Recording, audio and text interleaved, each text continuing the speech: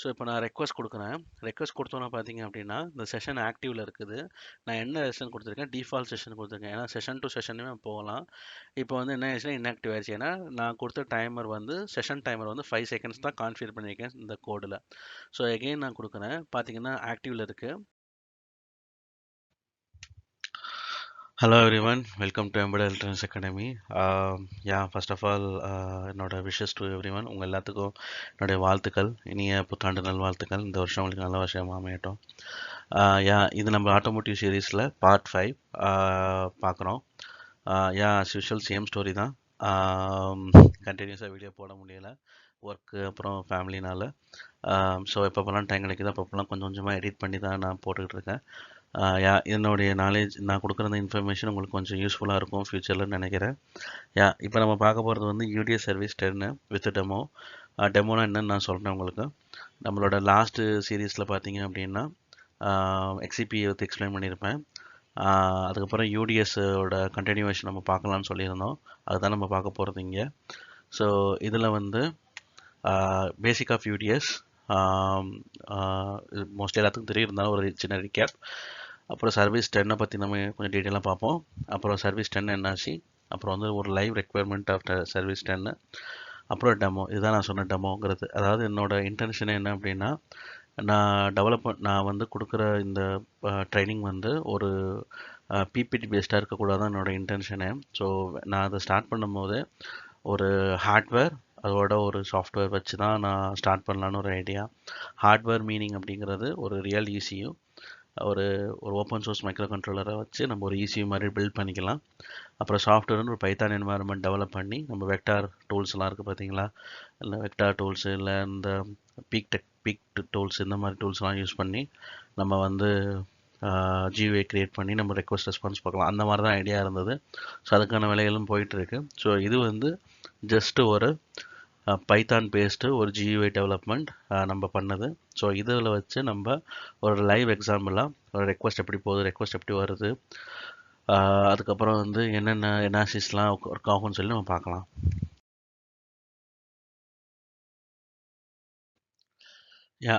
Basic of UTS mostly ஆட்டோமேட்டில் work பண்ணுறவங்களுக்கு, அந்த ஃபீல்டில் இருக்கிறவங்களுக்கு தெரியும் வாட் இஸ் மீன் பை யூடிஎஸ்ங்கிறது. ஸோ இது வந்து ஒரு சின்ன ரீகேப் தான். யூடிஎஸ்ங்கிறது ஒரு விதமான ஒரு ப்ரோட்டோக்கால், ஒரு ஒரு ஒரு ஃபங்க்ஷனாலிட்டி. அது என்ன பண்ணும் அப்படின்னா, இது வந்து டெஸ்டர் டூலையும் நம்மளோட ECஐயும் கம்யூனிகேட் பண்ணுறதுக்காக யூஸ் பண்ணுற ஒரு மெத்தடாலஜி. எதுக்காக நம்ம கம்யூனிகேட் பண்ணணும் அப்படின்னா, ECUவில் இருக்கிற சாஃப்ட்வேர் நம்பரை ரீட் பண்ணுறதுக்கு, இல்லை ஃபார்ம்வேர் அப்டேட் பண்ணுறதுக்கு, இல்லைனா வந்து DTC இந்த மாதிரி எரர் கோட்ஸை வந்து டெலிட் பண்ணுறதுக்கு, ரீட் பண்ணுறதுக்கு, அதுக்காக யூஸ் பண்ணுறது தான் இந்த UDS. ஸோ இந்த யூடிஎஸில் பார்த்தீங்க அப்படின்னா ISO 14229 அப்படிங்கிறது தான் ஒரு ஸ்டாண்டர்டு. இந்த ஸ்டாண்டர்டில் வந்து எப்படி ஃப்ரேம் ஃபார்மேட் இருக்கணும், என்னென்ன கமாண்ட்ஸ், கண்ட்ரோல் கமாண்ட்ஸ் வந்து சப்போர்ட் ஆகும், என்னென்ன கமாண்ட்ஸ் ரிசர்வ்டில் இருக்குது, என்னென்ன சப் ஃபங்க்ஷன் இருக்குது, என்னென்ன DIDs இருக்குது, அது எல்லாமே ஒரு ஸ்டாண்டர்டாக டிஃபைன் பண்ணியிருப்பாங்க. ஸோ இதை பேஸ் பண்ணி தான் ஆட்டோ ஸ்டாக்லேயும் வெக்டார் அந்த DCMல வந்து அவங்க APIs ரெடி பண்ணி வச்சுருப்பாங்க அந்த கமாண்ட்ஸை வச்சு. ஸோ அதுக்கப்புறம் பார்த்தீங்கன்னா யூடிஎஸ் பொறுத்த வரைக்கும் இது ஒரு டிரான்ஸ்போர்ட் லேயர் ப்ரோட்டோக்கால். இதுக்கு யூஸ் பண்ணக்கூடிய ஃபிசிக்கல் லேயர் பார்த்தீங்க அப்படின்னா கேனாவும் இருக்கலாம், ஈத்தர்நெட்டாகவும் இருக்கலாம். இதை மேலே வச்சு பில்ட் பண்ணுறது தான் இந்த யூடிஎஸ் ப்ரோட்டோக்காலுங்கிறது. அதுக்கப்புறம் பார்த்தீங்கன்னா யூடிஎஸை பொறுத்த வரைக்கும் ஒரு செவரல் ஃபங்க்ஷனாலிட்டி வந்து ஒர்க் பண்ண வைக்கும். அது என்ன அப்படின்னா, நான் சொன்ன மாதிரி ரீடிங் அண்ட் ரைட்டிங். நீங்கள் ரீட் பண்ணுறதுங்கிறது வந்து ஒரு சாஃப்ட்வேர் வெர்ஷன் ரீட் பண்ணுறது, பார்ட் நம்பர் ரீட் பண்ணுறது, இல்லை DTC ரீட் பண்ணுறது. ரைட்டிங்கிறது வேரியன்ட் கோடிங் ரைட் பண்ணுறது, இல்லை வந்து வேரியன்ட் வந்து மேனிப்புலேட் பண்ணுறது, இந்த மாதிரி. அப்புறம் வந்து கிளியரிங் DTC, இது வந்து இதுவும் ரைட்டிங் ரிலேட்டடாக தான் வரும். அதாவது DTC ஃபால்ட் இருந்துச்சுன்னா அந்த ஃபால்ட்டை ரெக்கவர் பண்ணிவிட்டு தென் வந்து அந்த ஃபால்ட்டை ரிமூவ் பண்ணுறது. அதுக்கப்புறம் செக்யூரிட்டி மெக்கானிசம் லைக் 27 சர்வீஸ் எல்லாம். 27 சர்வீஸ் இப்போ அப்சல்யூட் ஆகிட்டு வருது. ஏன்னா வந்து இப்போ சைபர் செக்யூரிட்டி வந்து எவால்வ் ஆகிட்டு இருக்கிறனால, ஆட்டோமோட்டிவ் சைபர் செக்யூரிட்டி எவால்வ் ஆகிட்டு 29 சர்வீஸ் எல்லா OEMமும் ப்ரிஃபர் பண்ண ஆரம்பிச்சிட்டாங்க. Certificate based approach. அது நம்ம அப்கமிங் வீடியோஸில் நம்ம போடுவோம். ஸோ அந்த மாதிரி மெக்கானிசம் ஹேண்டில் பண்ணுறதுக்கும் யூஸ் ஆகுது. அதுக்கப்புறம் அஸ் யூஷுவல் நம்மளோட ஃபார்ம்வேர் அப்டேட் பண்ணுறதுக்கும் ஆக்சஸ் பண்ணுறதுக்கும் யூஸ் ஆகுது. ஸோ இதுதான் basic of UDS. Okay, next பார்க்கும்போது ஃப்ரேம் ஃபார்மேட்டு. ஃப்ரேம் ஃபார்மேட் அப்படிங்கிறது வந்து இப்போ ஒரு UDS ப்ரோட்டோ ஒரு ஒரு ஈசியோட நம்ம கம்யூனிகேட் பண்ண போகிறோம் அப்படின்னா அதுக்கு என்ன மாதிரி ஃபார்மேட்டில் ரெக்வஸ்ட் நம்ம சென்ட் பண்ணணுங்கிறத தான் அந்த ஃப்ரேம் ஃபார்மேட்டை டிஃபைன் பண்ணணும். இது எல்லாமே வந்து யூடிஎஸ் ஸ்டாண்டர்டில் வந்து டிஃபைன் பண்ணியிருக்காங்க. நம்ம இதில் வந்து என்ன ஒன்றா பார்ப்போம். இதில் வந்து ஒரு 5 மெயின் காம்போனன்ட் இருக்குது. அந்த 5 மெயின் காம்போனன்ட் நம்ம பார்க்கலாம். ஃபஸ்ட்டு பார்த்தீங்க அப்படின்னா எஸ்ஐடின்னு சொல்லுவாங்க. எஸ்ஐடிங்கிறது சர்வீஸ் ஐடென்டிஃபையர். இந்த சர்வீஸ் ஐடென்டிஃபையர் தான் என்னென்ன சர்வீஸஸ்க்குள்ளே நம்ம என்ட்ரு ஆக போகிறோங்கிறத சொல்கிறது. ஃபார் எக்ஸாம்பிளுக்கு இப்போ நான் வந்து ரீட் சர்வீஸ் போகணும் அப்படின்னா 22ங்கிற சர்வீஸ் யூஸ் ஆகும். இப்போ வந்து நான் ரைட் சர்வீஸ் போனேன்னா 2ங்கிற நம்பர் வந்து யூஸ் ஆகும். செஷன் சர்வீஸ் செஷன் போகிறேன் அப்படின்னா 10ங்கிற நம்பர் யூஸ் ஆகும்.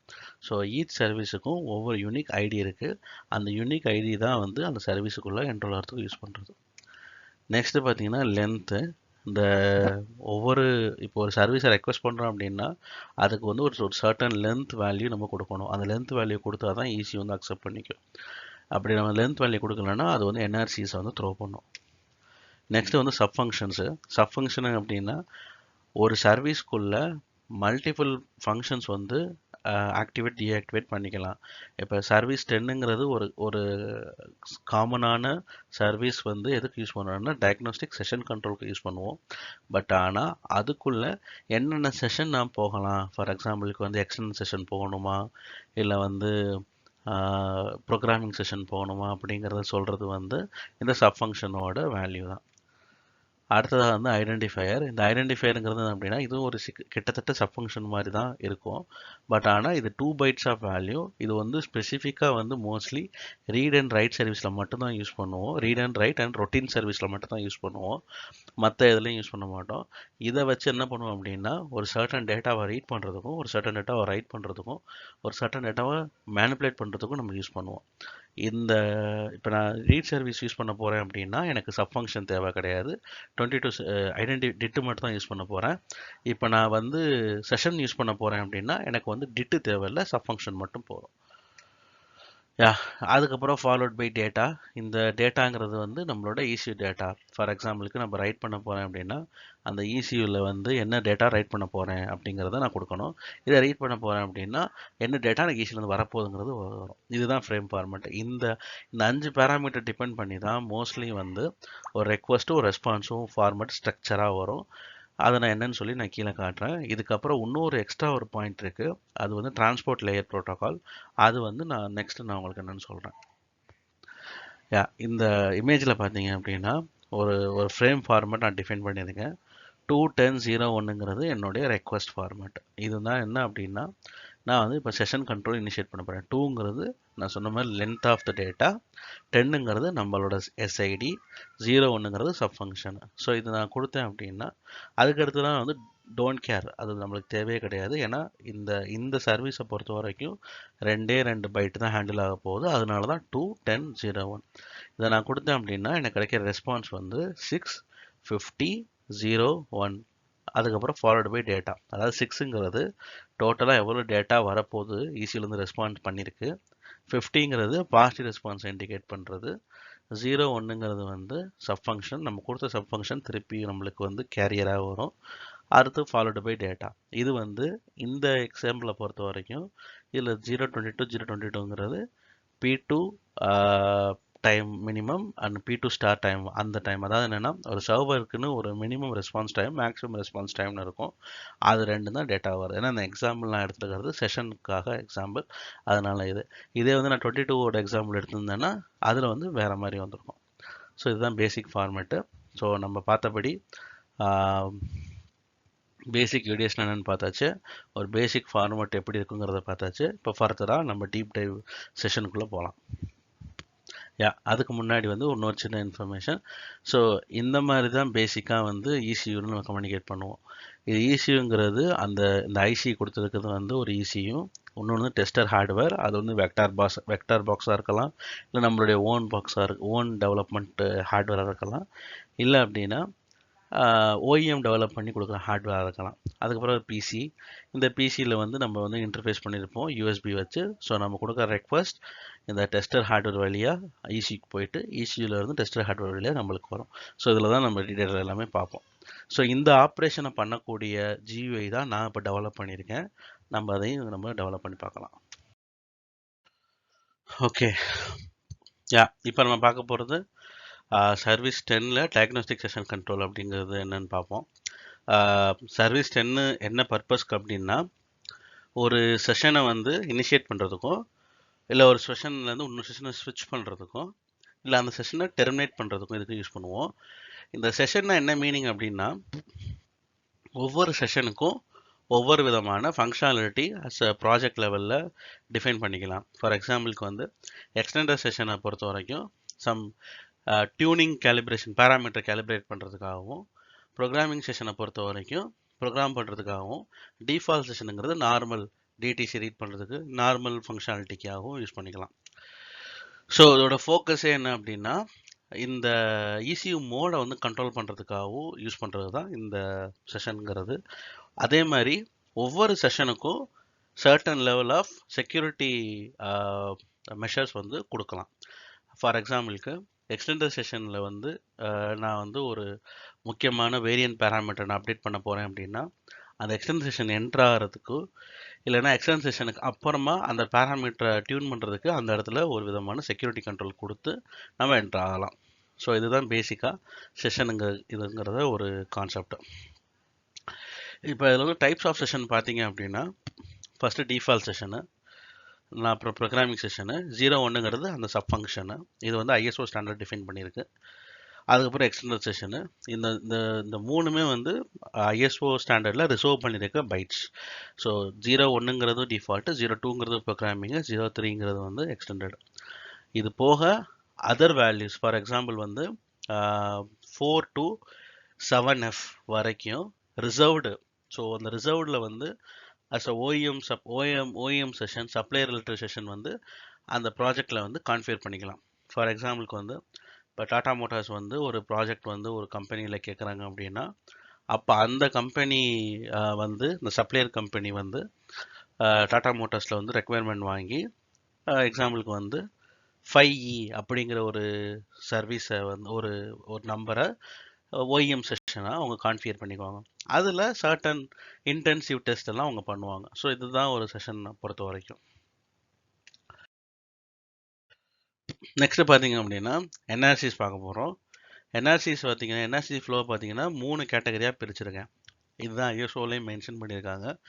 மேண்டேட்ரி NRCs, ஆப்ஷனல் NRCs, அப்புறம் சப்ளையர், அப்புறம் OEM ரிலேட்டட் NRCs. மேண்டேட்ரி NRCஸ்னால் என்ன அப்படி மீனிங் அப்படின்னா, இந்த NRC அந்த சர்வீஸுக்கு கண்டிப்பாக சப்போர்ட் பண்ணணும். ஃபார் எக்ஸாம்பிள் வந்து incorrect message length or invalid format, sub function or supported.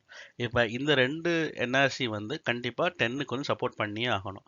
எப்படின்னா, ஒரு ஃப்ளோ செக் இருக்கும். ஃப்ளோ செக்னா என்ன மீனிங் அப்படின்னா, இப்போ நான் ரெக்வஸ்ட் கொடுக்குறேன்னு வச்சுக்கோங்களேன். அந்த ரெக்வஸ்ட் கொடுக்கும் போது அதில் இருக்க டோட்டல் லென்த் எவ்வளவு அது அப்படிங்கிறத அந்த சாஃப்ட்வேரில் வந்து நம்ம கேல்குலேட் பண்ணி வச்சுருப்போம். ஸோ நம்ம ரெக்வஸ்ட் கொடுக்கும்போது அந்த சாஃப்ட்வேரில் வந்து அதை செக் பண்ணும். ஸோ அந்த லென்த் ப்ரீடிஃபைன் லென்த் இல்லை அப்படின்னா அது வந்து இன்கரெக்ட் லென்த் NRC 13 வந்து ரெஸ்பாண்ட் பண்ணும். அதுக்கப்புறம் நெக்ஸ்ட் ஸ்டேஜ் வந்து அந்த சப் ஃபங்க்ஷன் வந்து டிஃபைன் பண்ணியிருந்தா சப் ஃபங்க்ஷன் NRC வந்து சப்போர்ட் ஆகும், இல்லைன்னா சப் ஃபங்க்ஷன் நாட் சப்போர்ட்டட்னு NRC நம்மளுக்கு ரிட்டர்ன் ஆகிடும். இதுக்கப்புறம் ஆப்ஷனல் NRCs பார்த்தீங்கன்னா கண்டிஷன் நாட் கரெக்ட். இது எப்படி அப்படின்னா, இந்த ரெண்டுமே சாட்டிஸ்ஃபை ஆயிருச்சு, அதுக்கப்புறம் மறுபடியும் வந்து நான் வந்து ரெக்வஸ்ட் கொடுக்குறேங்கும் போது அந்த டயத்தில் வந்து என்னுடைய ஏதாவது ஒரு சர்டன் கண்டிஷனை நான் மெயின்டைன் பண்ணுறேன். ஃபார் எக்ஸாம்பிளுக்கு என்னோட இப்போ நான் ரெக்வஸ்ட் கொடுக்கும் போது எனக்கு வந்து கியர் வந்து நியூட்ரல் பொசிஷனில் இருக்கணும். அதுக்கு பதிலாக என்னோட கியர் வந்து டிரைவ் பொசிஷனில் இருக்குது அப்படின்னா நான் வந்து அந்த இடத்துல என்ன பண்ணுவேன் அப்படின்னா, கண்டிஷன் நாட் கரெக்ட்னு சொல்லி NRC நான் த்ரோ பண்ணுவேன். ஸோ அப்போ வந்து மறுபடியும் நான் ரெக்டிஃபை பண்ணிக்குவேன். அப்புறம் ப்ராஜெக்ட் ஸ்பெசிஃபிக் NRCs வந்து டிஃபைன் பண்ணிக்குது. இதை தவிர அடிஷனல் NRCs பார்த்தீங்க அப்படின்னா இஃப் ரெக்வயர்டு அப்படின்னா நான் சொன்ன மாதிரி செக்யூரிட்டி ரிலேட்டட் NRCs வந்து நம்ம டிஃபைன் பண்ணிக்கலாம். ஸோ இதுதான் NRC ஃப்ளோ. ஓகே, ஸோ இதுதான் ரெக்வயர்மெண்ட் எக்ஸாம்பிள். பேசிக்காக பார்த்தீங்கன்னா நான் சொன்ன டிஃப்ரெண்ட் செஷன்ஸ் வந்து நான் இங்கே காமிச்சிருக்கேன். அந்த செஷன் வந்து எப்படி ஸ்விட்ச் ஆகணும் அப்படிங்கிறத நம்ம அந்த டெமோவில் நம்ம இப்போ பார்க்கலாம். ஸோ பொதுவாக பார்த்தீங்க அப்படின்னாலே டிஃபால்ட்லேருந்து டிஃபால்ட் போகலாம், டிஃபால்ட் டு எக்ஸ்டெண்ட் போகலாம், அப்புறம் எக்ஸ்டெண்ட் டு டிஃபால்ட் போகலாம், அதே மாதிரி எக்ஸ்டெண்ட் டு எக்ஸ்டெண்ட் போகலாம், அப்புறம் ப்ரோக்ராமிங் செஷன் போகலாம், ப்ரோக்ராமிங் அப்படி போனால் டிஃபால்ட் சம் கேசஸில் டிஃபால்ட் ப்ரோக்ராமிங் போகலாம். அது எல்லாமே அப்ளிகேஷன் ஸ்பெசிஃபிக் தான். சம் கேசஸில் வந்து எக்ஸ்டெண்டட் டு டேரெக்டாக ப்ரோக்ராமிங் போகலாம் வித் செக்யூரிட்டி ஆக்சஸோட. அதுக்கப்புறம் ப்ரோக்ராமிங் டு ப்ரோக்ராமிங் போகலாம். ப்ரோக்ராமிங் டு ப்ரோக்ராமிங் சம் கேசஸில் அலோவ் பண்ணாது. மேபி சீக்வன்சர் வரலாம். ஸோ அந்த நேரத்தில் வந்து இல்லை கண்டிஷன் நாட் கரெக்ட் வரலாம். ஸோ அந்த நேரத்தில் வந்து இதுவுமே அப்ளிகேஷன் ஸ்பெசிஃபிக் தான். அதே மாதிரி இந்த ஓஎம் அண்ட் சப்ளையர் செஷனும் அப்படி தான். டிஃபால்ட் டு அந்த சப்ளையர் செஷன் போகலாம்.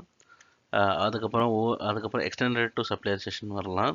இல்லைன்னா ஒன்ஸு நம்ம சப்ளை செஷனில் இருக்கிறோம் அப்படின்னா சப்ளையர் செஷன்லேருந்து சப்ளையர் செஷனுக்கே நம்ம ஸ்விட்ச் ட்ரான்சிஷன் ஆகலாம். அப்புறம் அதே மாதிரி ஒன்ஸ் எக்ஸ்பைரி ஆகிட்டாலோ இல்லை வந்து திருப்பி ஓஇஎம்லேருந்து டிஃபால்ட் செஷன் நம்ம ஸ்விட்ச் ஆகிக்கலாம். அதே மாதிரி சம் கேசஸில் வந்து ஓஇஎம் டு எக்ஸ்டென்ஷன். ஓகே, இப்போ நம்ம பார்க்க போகிறது தான் டெமோ. ஆக்சுவலாக இந்த டூல் பார்த்தீங்க அப்படின்னா எம்பெடட் எலக்ட்ரானிக்ஸ் அகாடமிலேருந்து நான் க்ரியேட் பண்ண ஒரு யூடிஎஸ் சிமுலேட்டர், லேர்னிங் சிமுலேட்டரு. இந்த டூலில் வந்து எப்படி ரெக்வஸ்ட் சென்ட் பண்ணுறோம், எப்படி ரெஸ்பான்ஸ் வருது அப்படிங்கிறத நம்ம இதில் பார்க்கலாம். பொதுவாகவே பார்த்தீங்க அப்படின்னா இந்த இன்டென்ஷன் நான் ஆரம்பத்தில் சொன்ன மாதிரி என்னோடய இன்டென்ஷனை வந்து ஒரு ஹார்ட்வேர் பேஸ்டு ட்ரைனிங்காக இருக்குன்னு தான் என்னோடய இன்டென்ஷனு. ஸோ அதனால் வந்து இந்த ஒரு இனிஷியேட்டிவ் நான் எடுத்திருக்கேன். இதில் பார்த்தீங்க அப்படின்னா இந்த டூலில் வந்து இப்போதைக்கு வந்து சர்வீஸ் 10 சர்வீஸ் 22 சப்போர்ட் பண்ணுற மாதிரி இருக்கும். ஃப்யூச்சரில் வந்து இந்த டூலோட ஒரு ஹார்ட்வேர் வந்து ரியலாக இன்ட்ராக்ட் ஆகும். அப்படி இன்ட்ராக்ட் ஆகும்போது ஸோ ரியலாக ஒரு இசியூவில் எப்படி டயக்னோஸ்டிக் பண்ணுறாங்க, எப்படி ரெக்வஸ்ட் கொடுக்குறாங்க, எப்படி ரெஸ்பான்ஸ் கெட் பண்ணுறாங்க, எப்படி டிடிசி ரீட் பண்ணுறாங்க, அப்படி எல்லாமே நம்ம இதில் பார்க்கலாம். ஓகேங்களா? ஸோ இதில் வந்து ஒரு செட் ஆஃப் ஃபீல்ட்ஸ் இருக்குது. அந்த ஃபீல்ட்ஸை நம்ம ஃபில் பண்ணி நம்ம டேட்டா கொடுக்கும்போது நம்ம என்ன நடக்குன்னு சொல்லி பார்க்கலாம். ஸோ அதுக்கு முன்னாடி ஜஸ்ட் இந்த லாக் ஃபைல்ஸ் எல்லாம் க்ரியேட் பண்ணிக்கிறேன். ஏன்னா இந்த டூலில் வந்து கெனவியில் எப்படி வந்து ஒரு லாக் ஃபைல் வந்து ஸ்டோர் பண்ணுறோமோ அதே மாதிரி இந்த டூலில் பேக்ரவுண்டில் ஒரு லாக் ஃபைல் வந்து ஸ்டோர் ஆகும் நம்மளோட அனாலிசிஸ் பர்பஸ்க்காக. இது வந்து full and full Python based develop பண்ண சாஃப்ட்வேர் ஓரியன்டு யூடிஎஸ் சிமுலேட்டர். இப்போ ஃப்யூச்சரில் வந்து ரிமைனிங் சர்வீசஸையும் வந்து நம்ம இன்டகிரேட் பண்ணி நம்ம எப்படி ரெக்வஸ்ட் அண்ட் ரெஸ்பான்ஸ் பண்ணலாம்னு சொல்லி நம்ம பார்க்கலாம். ஸோ இதில் பார்த்தீங்க அப்படின்னா கேன் ஐடி நம்ம கொடுக்கக்கூடிய, ஏன்னா எந்த ஒரு டயக்னோஸ்டிக் சர்வீஸும் வந்து ஒரு ஃபிசிக்கல் அட்ரஸ் இல்லாமல் போகாது. ஸோ அந்த மாதிரி அந்த ஐடி தான் அந்த கேன் ஐடி. அதுக்கப்புறம் டேட்டா டிஎல்சி லென்த்து. இந்த டிஎல்சி லென்த்துங்கிறது அந்த டயக்னோஸ்டிக் டிரான்ஸ்போர்ட் லேயரில் யூஸ் பண்ணுற லென்த்து. டேட்டா லென்த் வேறு, டிஎல்சி லென்த் வேறு. டேட்டா லென்த்துங்கிறது அந்த சர்வீஸில் எத்தனை பைட்ஸ் வந்து இன்வால்வ் ஆகுது அப்படிங்கிறத சொல்கிறதுக்கு. இந்த டிஎல்சிங்கிறது காமனாக 8 தான் நம்ம மெயின்டைன் பண்ணுவோம். அதுக்கப்புறம் பார்த்தீங்க அப்படின்னா சர்வீஸ் ஐடி யூஸ் பண்ண போகிறோம். இப்போ நம்ம பார்க்க போகிறது வந்து சர்வீஸ் 10. அந்த சர்வீஸ் 10 வந்து நம்ம இங்கே கொடுக்க போகிறோம். அப்புறம் சப் ஃபங்க்ஷனு, அந்த சர்வீஸ் 10ல் என்னென்ன சப் ஃபங்க்ஷன் இருக்குது நம்ம பார்க்க போகிறோம். ஸோ நான் ஜஸ்ட்டு வந்து இப்போ நான் கான்ஃபிகர் பண்ணியிருக்க ஐடி கொடுக்குறேன். நான் கொடுத்துருக்க ஐடி வந்து 8A. ஸோ 8Aங்கிறது வந்து என்னுடைய 11 bit CAN ID for diagnostic சர்வீஸுக்கு. ஸோ லென்த் வந்து 8 நான் கொடுக்குறேன். அதுக்கப்புறம் பார்த்தீங்கன்னா டேட்டா லென்த் வந்து நான் கொடுக்கறதுக்கு முன்னாடி நான் சர்வீஸ் ஐடி ஃபஸ்ட்டு கொடுத்துட்றேன். சர்வீஸ் ஐடி வந்து 10. இப்போ வந்து டேட்டா சப் ஃபங்க்ஷன் வந்து 1. இப்போ டேட்டா லென்த் நான் கொடுக்குறேன். Data length 2. ஏன் 2 கொடுத்துருக்கேன் அப்படின்னா சர்வீஸ் ஐடியும் இது ரெண்டும் 2 பைட்டு, அதனால் 2 பைட் நான் கொடுக்குறேன். இப்போ பார்த்தீங்க அப்படின்னா இந்த சென்ட் ரெக்வஸ்ட் நான் கொடுத்தேன் அப்படின்னா எனக்கு வந்து இதுலேருந்து இந்த டூல்லேருந்து எனக்கு பாசிட்டிவ் ரெஸ்பான்ஸ் வரும். ஏன்னா அந்த டூலுக்குள்ளேயே இசியூக்கான ஃபங்க்ஷன் எழுதியிருக்கிறதுனால நம்மளுக்கு இங்கே தெரியும். இதில் பார்த்தீங்கன்னா ரெட் கலரில் இந்த எல்இடி க்ளோ ஆகுது. இது வந்து செஷன் இன்ஆக்டிவ்னு சொல்லி இண்டிகேட் பண்ணும். இந்த செஷன் டீட்டெயில் நம்மளுக்கு இங்கே காட்டும். ஸோ இப்போ நான் ரெக்வஸ்ட் கொடுக்குறேன். ரெக்வஸ்ட் கொடுத்தோன்னா பார்த்தீங்க அப்படின்னா இந்த செஷன் ஆக்டிவில் இருக்குது. நான் என்ன செஷன் கொடுத்துருக்கேன், டிஃபால்ட் செஷன் கொடுத்துருக்கேன். ஏன்னா செஷன் டு செஷனுமே போகலாம். இப்போ வந்து என்ன ஆயிடுச்சுன்னா இன்ஆக்டிவ் ஆயிடுச்சு. ஏன்னா நான் கொடுத்த டைமர் வந்து செஷன் டைமர் வந்து 5 செகண்ட்ஸ் தான் கான்ஃபிகர் பண்ணியிருக்கேன் இந்த கோடில். ஸோ எகெயின் நான் கொடுக்குறேன். பார்த்தீங்கன்னா ஆக்டிவில் இருக்குது. அப்புறம் செகண்ட்ஸ் வந்து டிக்ரீஸ் ஆகிட்டே இருக்குது. 5லேருந்து 0. ஒன்ஸ் 0 ரீச் ஆயிடுச்சுன்னா அந்த செஷன் வந்து இன்ஆக்டிவ்னு சொல்லி வரும். இதுதான் பேசிக்காக ஒரு இசியூவில் நடக்கும். ஸோ மறுபடியும் நான் கொடுக்குறேன். கொடுத்த உடனே எனக்கு வந்து இங்கே பாருங்கள் இந்த மாதிரி ஆயிடுச்சு. எனக்கு அதே மாதிரி இந்த ரெஸ்பான்ஸ் விண்டோவில் பார்த்தீங்க அப்படின்னா எனக்கு வந்து அந்த நான் கொடுத்த ரெக்வஸ்ட்க்கான டைம் ஸ்டாம்பும் அந்த ரெஸ்பான்ஸ்க்கான டைம் ஸ்டாம்பும் டேட் எல்லாமே வருது. நான் கொடுத்த ஐடி ப்ளஸ் வந்து நான் கொடுத்த இந்த ரெஸ்பான்ஸ் ஐடி ரெஸ்பான்ஸ் மெசேஜ் நான் கொடுத்தது பார்த்தீங்கன்னா 2:10:01 அதான் இங்கே ரெக்வஸ்ட்டில் அதேமாதிரி ரெஸ்பான்ஸ் வருது. ரெஸ்பான்ஸ் பார்த்தீங்க அப்படின்னா நான் இதுக்கு முன்னாடி வீடியோவில் சொன்ன மாதிரி 6ங்கிறது வந்து டோட்டல் பைட்ஸ் எனக்கு வந்து ரிசீவ் ஆனது. இதில் 50ங்கிறது வந்து 50 it is indicating the positive response. ISO ஸ்டாண்டர்டில் மென்ஷன் பண்ணியிருப்பாங்க ஒரு ரெக்வஸ்ட்டில் +40 ஆட் பண்ணி கொடுக்குறதா பாசிட்டிவ் ரெஸ்பான்ஸு. இப்போ இதில் வந்து 7F வந்துச்சுன்னா நெகட்டிவ் ரெஸ்பான்ஸ். அதுக்கப்புறம் 0:1ங்கிறது என்ன அப்படின்னா நம்மளுடைய சப் ஃபங்க்ஷன் அதுவும் வந்து நம்மளுக்கு ரிட்டர்ன் ஆகிருக்கும். அதுக்கப்புறம் பார்த்தீங்கன்னா ஒரு 4 பைட் ஆஃப் டேட்டா நம்மளுக்கு வந்திருக்கு. 4 பைட் ஆஃப் டேட்டா என்ன மீனிங் அப்படின்னா இந்த இடத்துல செஷனுங்கிறதுனால இது வந்து சர்வீஸ் 10ங்கிறதுனால இது வந்து P2 + P2 ஸ்டார் டைம் அப்படிங்கிறது. அதாவது என்ன மீனிங் அப்படின்னா ஒவ்வொரு இசியுக்குமே மினிமம் அண்ட் மேக்ஸிமம் ரெஸ்பான்ஸ் டைம்னு இருக்கும். அந்த ரெஸ்பான்ஸ் டைம் தான் இந்த இது. ஸோ இந்த ரெஸ்பான்ஸ் டைமுக்குள்ள நமக்கு வந்து மேக்ஸிமமாக எல்லா ரெஸ்பான்ஸும் வந்துடணும் அப்படிங்கிறது. இது நான் வந்து இப்போ நான் சும்மா எவ்வளோ கான்ஃபிகர் பண்ணியிருக்கேன் அப்படின்னா 50 மில்லி செகண்ட்ஸ் 5 செகண்ட்ஸ் நான் கான்ஃபிகர் பண்ணியிருக்கேன். ஸோ என்னோட எவ்வளோ பெரிய டேட்டாவாக இருந்தாலும் 5 செகண்ட்ஸ்க்குள்ளே எனக்கு ரெஸ்பாண்ட் பண்ணணுங்கிறது அர்த்தம். மினிமம் வந்து 50 மில்லி செகண்ட் கான்ஃபிகர் பண்ணியிருக்கேன். சரிங்களா? ஸோ இது வந்து செஷன் 1. இப்போ நான் வந்து ரெண்டாவது என்ன பண்ணேன், ரெண்டாவது செஷன் கொடுக்குறேன். செஷன் 2 ப்ரோக்ராமிங் செஷன் கொடுத்த உடனே அதே மாதிரி தான் பாசிட்டிவ் ரெஸ்பான்ஸு செஷன் 2லையும் கிடச்சிருச்சு.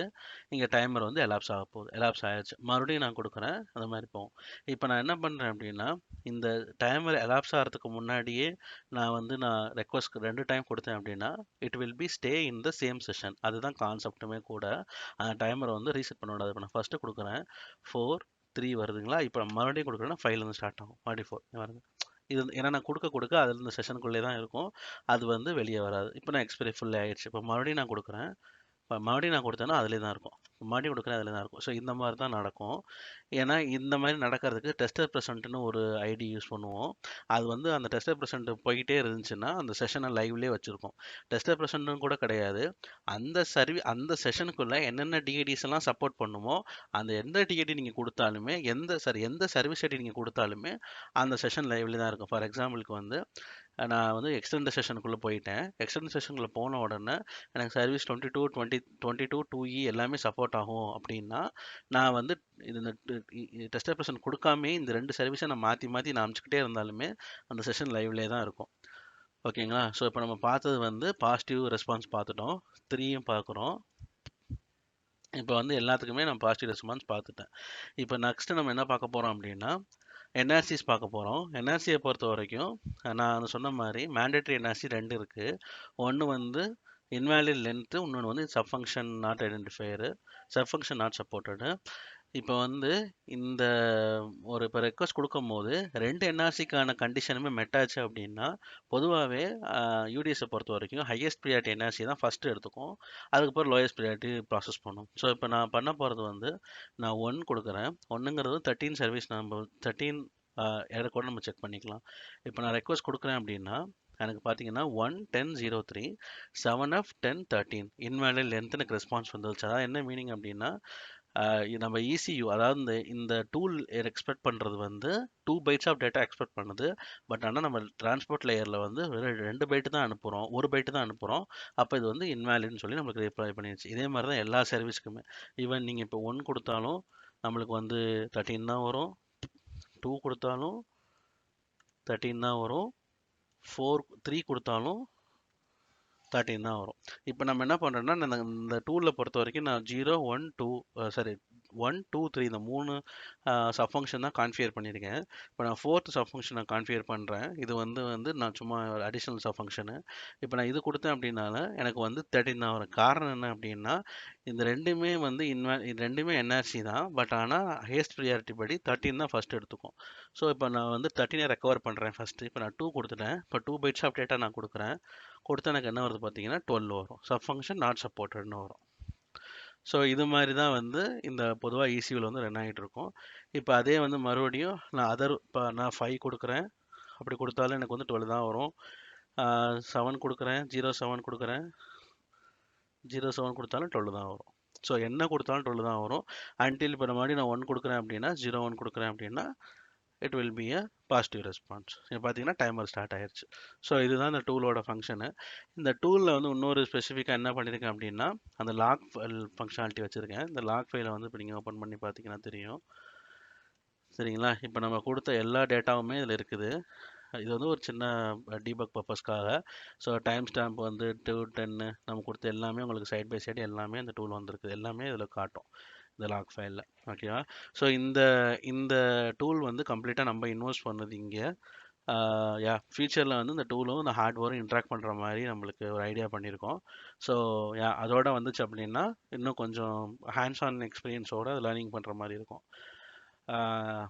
அடுத்து நம்மளோட நெக்ஸ்ட் வீடியோவில் வந்து சர்வீஸ் 22 நம்ம பற்றி பார்க்கலாம். அதோட என்ஆர்சிஸ் பார்க்கலாம்.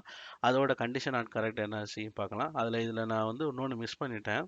என்னென்னா கண்டிஷன் நாட் கரெக்டாக மேண்டேட்ரி ஆப்ஷனல் என்ஆர்சி வந்து நான் அதில் டிஃபைன் பண்ணலை. இந்த இந்த இது நான் அப்டேட் பண்ணுவேன். அப்டேட் பண்ண உடனே உங்களுக்கு வந்து optional condition not correct NRC நீங்கள் செக் பண்ணிக்கலாம். அப்புறம் ஃபர்தராக ரிமைனிங் சர்வீசஸ் 22, 22, 2E, 31, 27, 29 செக்யூரிட்டி எல்லாமே நம்ம பண்ணலாம். அந்த மாதிரி பண்ணலாம். Thanks guys. அவ்வளோதான் நம்ம வீடியோ. பிடிச்சிருந்தா லைக் பண்ணுங்கள். ஃப்யூச்சர் வீடியோ நான் வந்து உங்களுக்கு போஸ்ட் பண்ணுறேன். தேங்க்யூ. பை.